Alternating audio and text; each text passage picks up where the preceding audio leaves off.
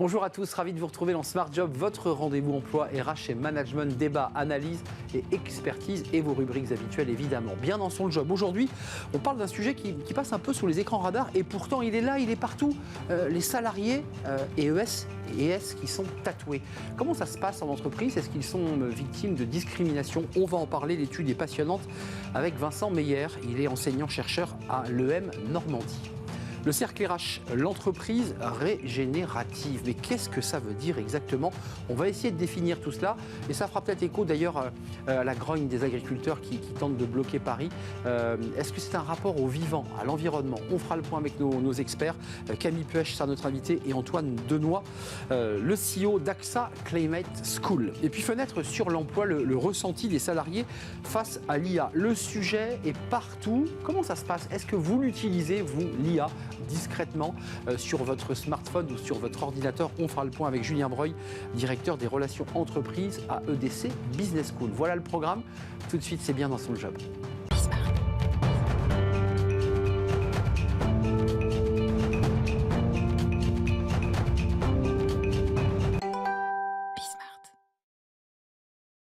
On parle aujourd'hui Bien dans son job des tatouages. Alors c'est un sujet de sociologie. Combien de collaborateurs vous avez croisés tatoués? Parfois c'est ostensible, parfois c'est très discret. Et il n'y a jamais eu d'études de fait sur ces personnes tatouées. Comment elles vivent cela en entreprise? Est-ce qu'elles sont discriminées? On en parle avec Vincent Meyer. Bonjour Vincent. Bonjour. Ravi de vous accueillir. Vous êtes enseignant-chercheur à l'EM Normandie. Vous avez été d'ailleurs remarqué, j'ai vu dans votre thèse de doctorat en recevant le prix du meilleur article qualitatif, je le précise. Et là, vous vous êtes penché sur les tatoués. Concrètement, ce n'est pas une étude quanti, c'est une étude quali. C'était quoi? Vous avez eu 20 personnes tatouées et vous avez échangé avec elles. Qu'est-ce qu'elles vous ont dit? Tout à fait. Alors, je précise, c'est dans le cadre du recrutement. Donc, on a eu des personnes, des candidats tatoués et des recruteurs tatoués ou non tatoués. Voilà. Et il y a un effet miroir? Non, c'était des personnes, c'était séparément. Voilà. Mais ce qu'on a pu constater vraiment, c'est que les préjugés étaient toujours puissants à l'égard du tatouage. Et souvent, les personnes tatouées pouvaient être considérées comme moins sérieuses, moins fiables, que le tatouage c'était le fait de classes populaires. Ce qui est vrai à l'origine, faut le préciser, c'était des voyous, c'est des bagnards, c'est... Attention. On va débattre. Oui.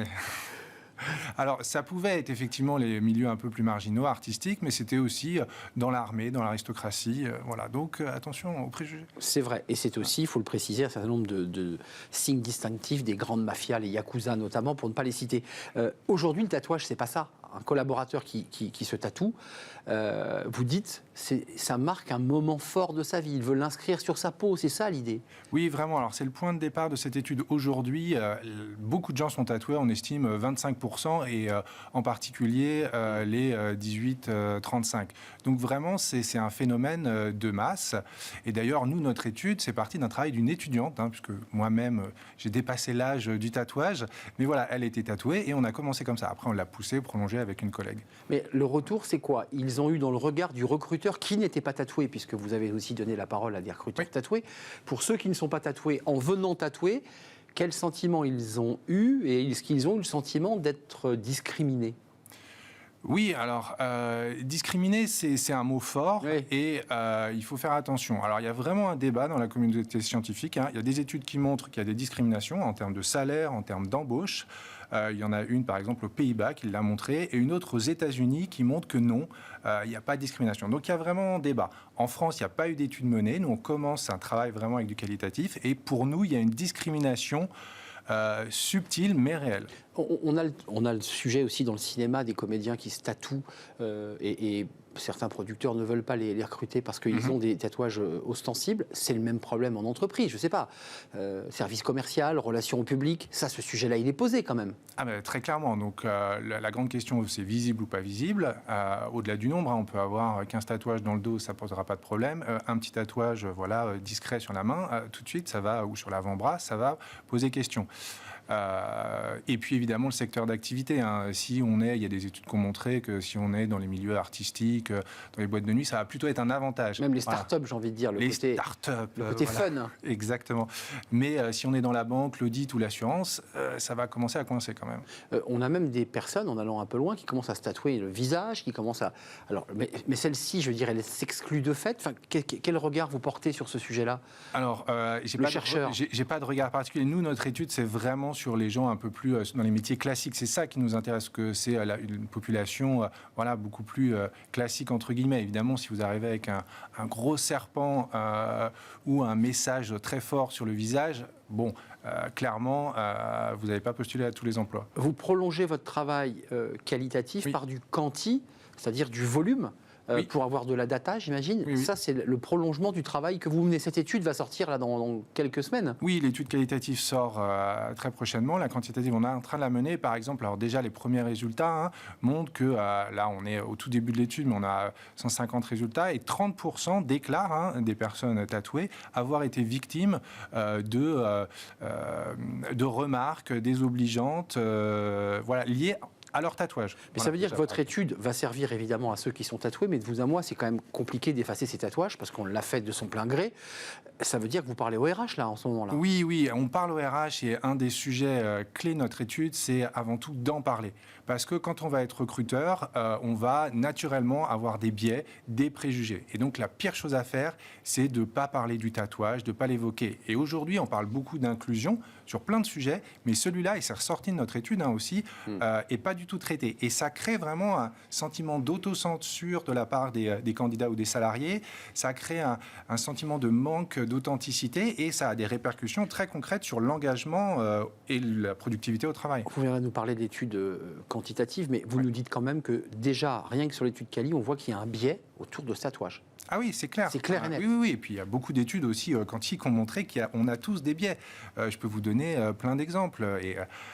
Mais des biais, ça veut dire, est-ce qu'il y a une discrimination? Ça, c'est un débat. Ça, c'est l'autre niveau. Voilà. Mais il y a forcément des biais.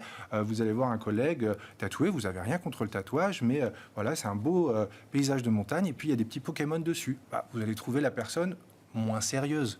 Donc, est-ce que vous allez lui donner un poste de manager, un poste de responsable? Vous n'allez jamais dire non, je ne vous le donnerai pas. On ne l'avouera pas. Exactement. Mais l'inconscient a été percuté. Voilà.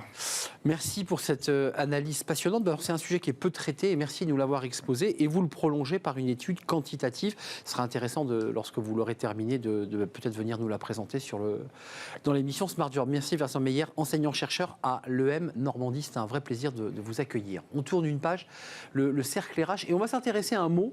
Peut-être que vous n'en avez jamais entendu parler, l'entreprise régénérative. Qu'est-ce que c'est ce concept? C'est bien plus qu'un concept. Il y a déjà des entreprises qui optent pour ce modèle. On va en parler avec nos experts, des spécialistes de ce sujet, et je les accueille.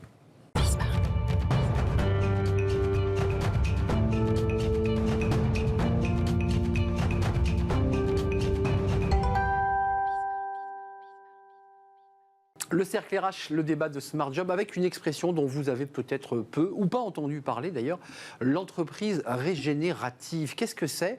Ça fait écho au vivant, ça fait écho à l'environnement, ça fait écho à une forme de bien-être aussi dans l'entreprise. On va évidemment essayer de tout vous expliquer avec mes invités. Antoine Denoy, ravi de vous accueillir.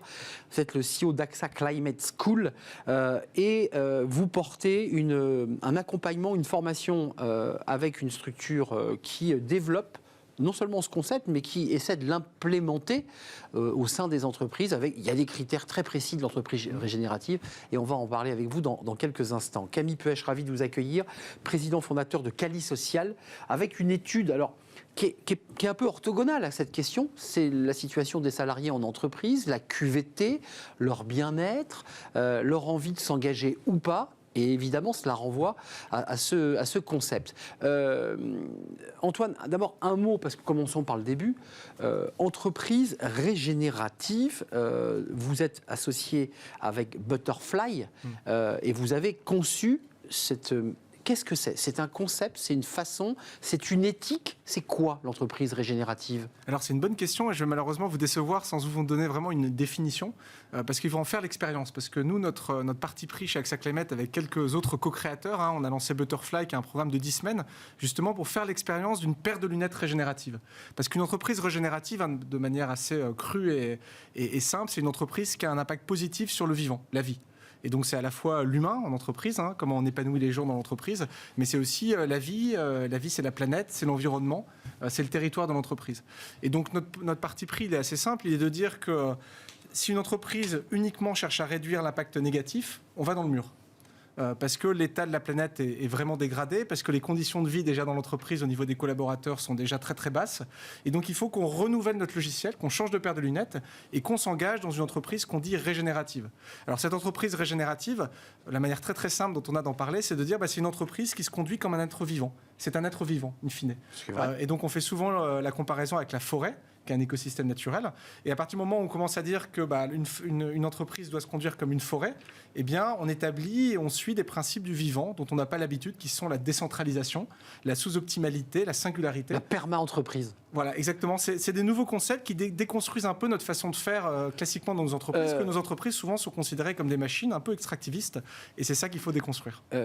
Camille Puech, vous venez avec cette étude Quali Social Game Changers chez Ipsos, très intéressante. Elle est d'ailleurs très liée. Tout à fait. Et très liée à ce dont on parle. Vous donnez un indice, parce qu'il y a quand même quelques critères extrêmement précis, même si c'est dur d'en donner une définition. Là, l'entreprise régénérative, c'est sortir de la pensée mécaniste et se reconnecter au vivant. Dans votre étude, c'est intéressant quand même, parce qu'on n'a jamais parlé autant de QVT ou de QVTC. Et en même temps, sur ce plateau, j'ai jamais autant d'invités qui me disaient, moi j'ai des explosions de burn-out, j'ai des explosions de salariés désengagés. On est d'accord, soulevons ce paradoxe déjà quand même. Alors déjà, il faut remettre la situation actuelle dans son contexte. Ça fait 4 ans qu'on traverse de grandes crises qui génèrent des effets de rupture. On a été confronté à une pandémie mondiale où tout le monde à un moment s'est demandé si l'humanité allait en finir avec son existence. Ça a duré quelques mois, mais ça a suffi à provoquer un traumatisme très fort. Les gens ont été confinés. Il y a eu d'autres crises qui sont suivies, crise géostratégique, crise économique, etc. Et globalement, ça a généré chez l'individu des troubles psychosociaux, donc de l'anxiété. L'anxiété, c'est un mécanisme de protection pour suralimenter son cerveau pour faire face aux problèmes auxquels on va être confronté. Et donc les humains, et c'est pour ça que les chiffres sont si mauvais, on a 53% des Français dans notre étude qui date de fin 2023, 53% des Français qui sont désengagés au travail, 70% des Français vont au travail mécaniquement ou à reculons. Et ce désengagement, il est provoqué par aussi une remise en question de leur place dans leur écosystème, pour reprendre des terminologies. Dans l'arbre régénératif. Non mais c'est intéressant de faire des passerelles. À quoi je sers? Où je suis, quoi, dans l'arbre. Où je suis? Quel est le sens de la vie? J'ai failli mourir. Et maintenant, qu'est-ce que je veux faire de ce qui me reste à vivre? Et cette question-là, elle est prégnante chez les Français. Il y a beaucoup d'investissements en QVCT, mais en même temps, on est aussi dans un monde où les entreprises se réinventent comme jamais. Et typiquement, penser à l'impact positif qu'elles peuvent avoir sur la planète et sur les écosystèmes de la planète, parce que ce serait un peu réducteur de simplement dire la planète, mais tous les écosystèmes interconnectés au sein de la planète, c'est la démarche que beaucoup d'organisations mettent en œuvre. Et aujourd'hui, et l'étude le montre, qui est attendue par les salariés. Les salariés ont besoin de retrouver du sens à leur vie, et ça passe par le travail. Vous avez monté donc une école, Butterfly School, et vous avez commencé à gérer un scope, des entreprises que vous estimez être régénératives. D'abord, commençons. Il y a quand même des secteurs où c'est plus dur d'être régénératif, vous en conviendrez. Je pense une fonderie.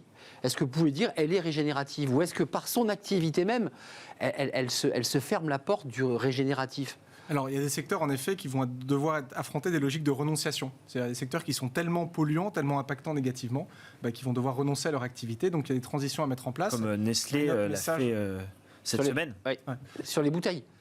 Non, pas sur les bouteilles. Nestlé a annoncé avoir négocié il y a 3 ans avec l'État français parce que les extractions d'eau étaient trop polluées et avaient fait des traitements sur l'eau. Et plutôt que de maintenir une activité illégale ou en tout cas à risque, a préféré aller négocier, fermer des sources d'eau naturelle, donc voire perdre 25% de part de marché, plutôt que de continuer à vivre avec une activité qui n'était pas pérenne. Les activités, alors donc, je dirais que ça c'est l'exception, mais qui est nécessaire. La plus grande partie des entreprises peuvent devenir régénératives. Aucune ne le sont. régénératif, parce que c'est vraiment le Graal. Par contre, l'idée, c'est d'accompagner un chemin. Et notre message, il est très clair. C'est pour ça qu'on veut rendre le régénératif universel. Il y a un côté un peu fou à ça. Mais c'est de dire que la régénération, c'est l'affaire de tout le monde et du quotidien. C'est-à-dire qu'un leader, dans sa capacité à leader, à amener les équipes, à animer les équipes, il doit être respectueux de la singularité de chacun et se battre pour que chaque individu soit épanoui. Antoine, on voit bien que dans le programme de formation, il y a plusieurs thématiques. Moi, ce qui m'intéresse quand vous me dites ça, c'est le leader. C'est important, c'est lui qui va engager sa boîte, qui va donner des axes, qui va la projeter. Il est quoi? Il est sur une assertivité, il est dans une écoute active, il est dans des actions très concrètes d'écologie et d'environnement. Qu'est-ce qui fait ce leader? Alors le propre du leader, on a étudié une dizaine d'entreprises profondément. C'est un leader qui va raisonner autour de quel est le coût à ne pas faire. Cette transition régénérative. C'est-à-dire qu'il va comprendre qu'en fait, c'est une logique existentielle pour son activité. Quand vous êtes avec des producteurs laitiers, c'est la filière du lait en France qui est en danger, point barre. C'est l'actualité. Hein. Exactement. Et donc, en fait, c'est des leaders qui vont être sensibilisés au sort de la planète et qui vont renverser la façon dont ils prennent les décisions. Et donc, c'est en effet des leaders qui ne sont pas autoritaires, qui ne sont pas pyramidaux, qui ne sont pas hiérarchiques, mais qui vont honorer un principe qui est clé en régénératif, qui est la singularité.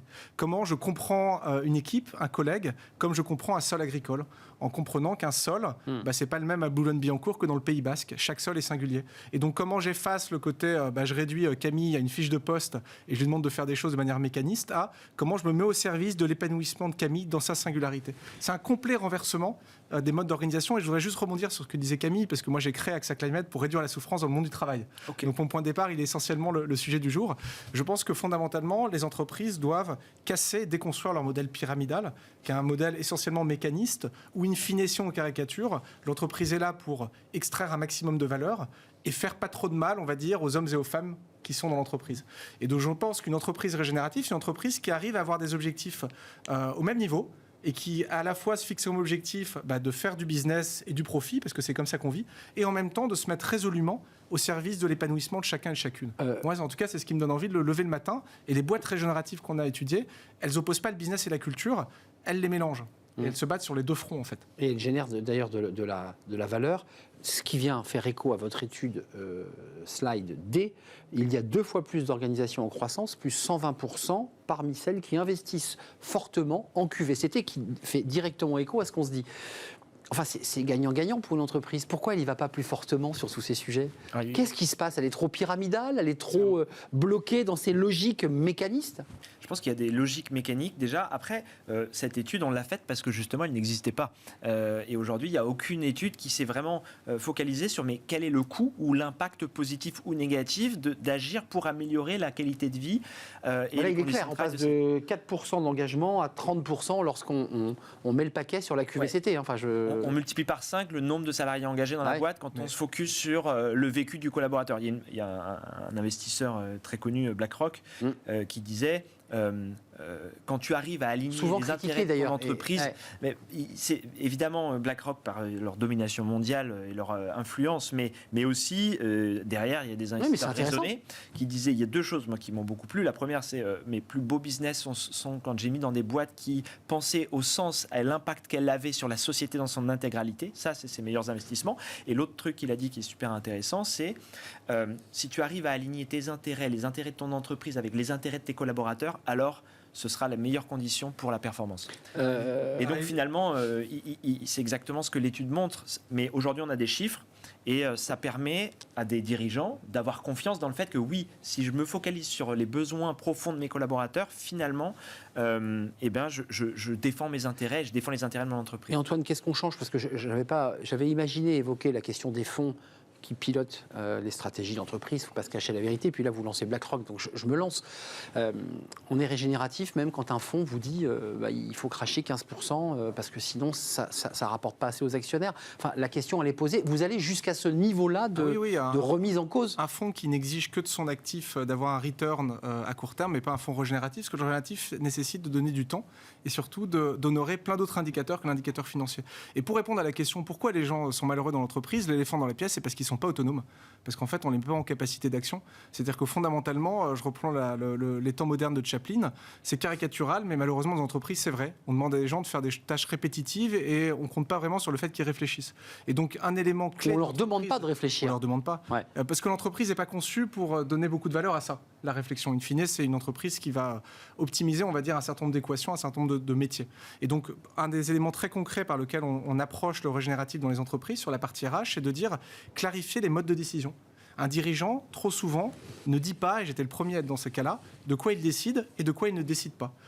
Moi, pendant des années, j'ai clamé dans les entreprises « Empower people », faites des choses, mais sans moi-même faire l'exercice de dire ce sur quoi je ne décidais pas et ce sur quoi je décide. Et s'il n'y a pas cette clarté au niveau des dirigeants, eh bien, on ne laisse pas la place aux collaborateurs dans les boîtes d'être autonomes, de prendre des décisions. Donc, je dirais, explicitation des modes de décision, c'est un bon premier pas pour une entreprise qui veut vraiment changer les choses. Clarification, forcément. Il faut poser sur la table, faire un diag et de se dire ça je décide pas et je décentralise. Non, ça reste ambigu. Sinon, je reste au centre de la roue en tant que dirigeant. Parce que si je manage et je lead avec de l'ambiguïté, eh bien toute la boîte dépend de moi et je reste très centralisateur. Moi, j'avais l'impression quand même, l'émission se termine, elle est tout simplement passionnante parce que c'est un des titres qu'on a soumis, c'est l'entreprise créer de la richesse et du bien-être, parce que c'est ce que vous dites. Moi, j'avais l'impression que ça avançait un peu sur les questions de QVT. J'ai plein d'invités qui me disent ça bouge, on fait des choses. Ça bouge, vous êtes d'accord? Pour au moins finir par une petite note un petit peu, voilà, un peu de lumière. Non, je vous sens... En fait, ça bouge et c'est très positif. Un des impacts très positifs de la Covid, c'est que tout le monde a pris conscience que la vie n'était pas... à recentrer finalement ce qui était important dans la vie et s'est recentré sur qu'est-ce qui est important pour moi. Est-ce que c'est de travailler, d'avoir un titre, une carte de visite, etc. Et inversement, qu'est-ce qui est important pour mon business aussi? Et alors, il y a deux effets. Il y a les dirigeants et l'entreprise. OK, maintenant, comment je me réalise en tant qu'entreprise, mais il y a aussi l'individu. Et le fait que l'individu se pose toutes ces questions et qu'il y ait des hauts niveaux de dépression et d'anxiété actuellement dans la société, c'est le symbole que la société est en train de prendre conscience de la situation ubuesque dans laquelle elle se trouve et réfléchir sur ce qui est important pour elle pour créer les fondations du futur. 30 secondes. Ça bouge un peu, pas du tout assez vite. Et nous, notre méthode pédagogique, elle est claire avec Butterfly. En 10 semaines, il faut apprendre ensemble. Il faut sortir de nos entreprises, il faut se mettre ensemble, et il faut prendre des thèmes et les affronter ensemble parce que les recettes, on les a pas. Donc ça bouge, certes, mais pas du tout assez vite par rapport à l'état de la planète. Qui a accès à votre formation? Tout le monde. Il faut juste me contacter, je donnerai mon 06. Mais vous tapez Butterfly School sur Internet et vous avez accès à des formations qui sont disponibles aux indépendants et aux entreprises. C'est très rare, hein, un invité CEO qui donne son 06 comme ça, directement à l'antenne, jamais vu ça. Je ne l'ai pas encore donné. Mais 06 46 54 42 04. Et il a donné son 06. C'est la première fois depuis la création de Smart Job qu'un CEO donne son 06. Climate School, AXA Climate School, vous êtes le CEO et le fondateur de cette entreprise régénérative. Sur le chemin de la régénération en tout cas, et avec cette formation Butterfly. Merci à Camille Puech. L'étude s'appelle chez vous Impact de la QVTC sur la santé, le bien-être, l'engagement au travail et la performance des organisations, vu côté décideurs aussi, et la manière dont on s'engage sur ce sujet. Merci Arnaud. Merci à vous. C'est un vrai plaisir de vous accueillir, cher Antoine et cher Camille. On termine notre émission alors avec un sujet, je suis sûr qu'il vous passionne, la place de l'IA au sein du monde du travail, avec quelques études de l'IFOP, de Goldman Sachs. Et évidemment, cette IA prend de plus en plus de place. On accueille notre invité.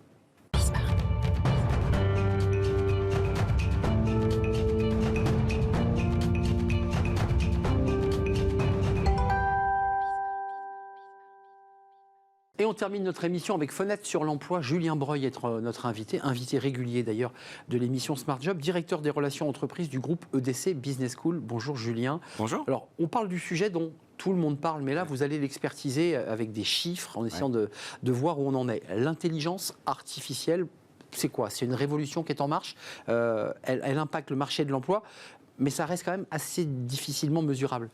Oui, difficilement mesurable. Alors c'est vrai que, j'allais dire, tous les médias en parlent, toutes les entreprises commencent à se positionner. On voit bien que ça va avoir un impact et que ça va révolutionner sans doute le marché de l'emploi. Mais qu'est-ce qu'il en est aujourd'hui? Et là, c'est vrai qu'on s'aperçoit qu'il y a plein d'études qui sortent et c'est assez difficile à mesurer. Alors, le premier élément, c'est qu'on sait que ça va avoir un impact quand même. Alors il y a des études qui sont sorties. On parle de 300 millions d'emplois qui sont impactés. D'ailleurs, dans les études, on s'aperçoit... Dans le monde, dans le monde, bien sûr, pas en France. Parce que ça ne marcherait pas. Ça ne marcherait pas. Je crois qu'il y aurait plus de métiers impactés que de personnes qui y habitent. Donc, ça serait un peu compliqué. Mais voilà, dans le monde. Et plutôt, a priori, ce qu'on se dit, plutôt ce qu'on appellerait sur les cadres, cette fois-ci, que plutôt sur la partie des ouvriers ou des employés. L'étude IFOP, elle est intéressante, hein, sur 45% des salariés qui considèrent que l'IA représente une menace pour l'emploi. Oui, alors beaucoup d'études sont menées, et c'est intéressant, des études qui sont menées à l'échelle mondiale ou européenne. Comme souvent en France, on s'aperçoit que ce sont les salariés français qui sont les plus inquiets. Et là, on s'aperçoit que 45% d'entre eux considèrent que l'IA peut être une menace sur l'emploi pour les remplacer. Et c'est là où c'est intéressant, c'est que quand on creuse un tout petit peu, dans la même étude qui nous annonce 300 millions d'emplois impactés... Celle de Goldman Sachs. Exactement. On s'aperçoit que finalement, il n'y en aurait peut-être que 7% qui seraient des métiers qui seraient détruits et 65% des métiers qui seraient complétés. C'est-à-dire que l'IA ne serait finalement qu'un outil ou un moyen pour optimiser, j'allais dire la productivité, parce qu'on voit bien que c'est sur la productivité qui a la plus grande valeur ajoutée. Et c'est votre dada, et on voit que ça impacte les cadres, les cols blancs, ce qui n'a pas toujours été le cas de la révolution industrielle, qui était plutôt sur les cols bleus. Les cols bleus. L'usage de l'IA, quand même, reste pour l'instant mesuré, donc il faut rester quand même prudent, et peut-être pas totalement structuré encore. Alors exactement, maintenant c'est vrai que quand on parle d'IA... J'allais dire, c'est pas un fourre-tout, mais on parle d'IA, de l'IA générative et ainsi de suite. Bon, quand on parle effectivement de cette deuxième partie, on s'aperçoit qu'il n'y a que 18% des salariés français qui l'utilisent. Donc effectivement, cette IA qui permet par des algorithmes d'aller créer de nouveaux contenus, vidéo, texte et ainsi de suite, de faire de nouvelles analyses. Là, on n'est qu'à 18%. En revanche, on voit bien que de manière assez large, 58% d'entre eux quand même, peuvent être amenés à l'utiliser dans un cadre qui n'a pas été défini par l'entreprise et même sur des outils qui n'ont pas été clairement établis. Alors, globalement, c'est à la sauvage. Hein, c'est un peu à la sauvage. Sur le smartphone ou l'ordinateur. Exactement. Et on bidouille à côté pour essayer de compléter un dossier. Alors, c'est sans doute un peu caricatural, mais voilà. En tout cas, on l'utilise, on produit et on voit d'ailleurs les limites que ça peut avoir parce que quelle est la propriété de la production qui est établie ? Est-ce que c'est par soi ou est-ce que c'est par effectivement l'intelligence artificielle ? En tout cas, 87% des entreprises n'ont pas fixé de cadre dans leur entreprise par rapport à l'usage de cette IA. Alors c'est sûr qu'on pense tout de suite à des secteurs d'activité qui sont forcément très impactés. On va prendre l'exemple des médias ou autres dans la production de contenu, mais il y en a d'autres. Et même des CV, des lettres de motivation. Et des CV, des lettres de motivation, bien sûr, qui sont utilisées dans le marché du recrutement et dont l'IA peut faire partie, effectivement, soit pour valider les CV, soit en termes de production de CV. Ouais, je me suis amusé à aller voir ça. Les recruteurs, est-ce que les recruteurs arrivent à détecter une lettre issue de l'IA ou pas ? Ça reste assez compliqué pour le recruteur. Quand même, les bénéfices, là, vous dites, bon, ça va avoir un impact. Et les bénéfices, ils sont identifiés ou pas ? Alors, naturellement, on voit tout de suite qu'effectivement, comme ça va nous permettre de faciliter certaines tâches, on va aller plus vite. Donc, mécaniquement, on va optimiser la productivité. Donc, le premier item qui est identifié, c'est la productivité. 68% des salariés nous disent, voilà, quand je l'ai utilisé, je vois bien que l'IA améliore ma productivité. Et on parle, alors ce qui n'était pas forcément ce qu'on aurait pu penser au premier abord, d'implication, sans doute parce que ça nous oblige aussi dans un premier temps en termes d'usage à essayer de mieux le maîtriser, donc de peut-être mieux rentrer dans le détail de notre job, et finalement on nécessite un peu plus d'implication. Et donc 63% d'entre eux nous disent, voilà, ça a amélioré mon implication dans mon métier et dans ce que je fais. Donc ça reste mesuré. Un outil qui augmente le collaborateur, en tout cas à travers ce chiffre de 63%. On aurait pu dire ça, c'est un collaborateur augmenté. Pour reprendre une expression. 86% d'entre eux, ceux qui ont été interrogés en tout cas, dans une étude BCG, estiment qu'une formation est nécessaire pour améliorer leurs compétences. C'est-à-dire qu'on a tous été confrontés à ce sujet, on a téléchargé l'appli, on est d'accord ? Et globalement, après, ça flotte un peu quand même. Exactement, en fait... Il y a deux éléments clairement qui apparaissent pour le déploiement, on va dire, de l'IA de manière un peu plus large au sein des entreprises. Le premier, c'est la formation, et on sait que la formation, que ce soit pour les salariés ou pour les cadres, c'est déjà un sujet qui est très prégnant. Donc 86% d'entre eux nous disent que pour bien l'utiliser, il faudra une formation aboutie. Et dans une autre étude, un terme qui est très employé, c'est que 46% d'entre eux nous disent qu'ils auront besoin d'un reskilling d'ici 5 ans. Donc là, on parle carrément d'une acquisition, d'une refonte des compétences d'un profil. Et si on va un petit peu plus loin, 83%, et ça fait écho aux chiffres tout à l'heure qu'on disait sur le manque de règles fixées par l'entreprise, disent on a besoin quand même d'une réglementation un peu claire dans l'usage de l'IA. Et un débat sur les étudiants qui est soulevé sur les réseaux sociaux par des profs qui disent, moi, les concours, les examens, je leur donne ChatGPT. Enfin, ça impacte directement les... C'est vrai que ça peut être calé, on peut... l'accepter dans une certaine mesure pour certains travaux, on peut complètement la refuser. Après, ce qu'on sait, c'est que on ne peut pas forcément lutter contre l'histoire. À un moment donné, l'histoire, elle peut être en marche, donc il faudra essayer de l'accompagner. Ce que tu ne peux lutter, tu l'embrasses autant que tu le puisses. On termine là-dessus. Voilà. Terminons sur cette phrase. Mais vous avez raison, c'est un débat qui impacte toute la société, jusqu'aux écoles et aux écoles supérieures, évidemment. Merci Julien Breuil. De rien, avec plaisir. D'être venu nous rendre visite, directeur des relations entreprises au groupe EDC, justement Business School.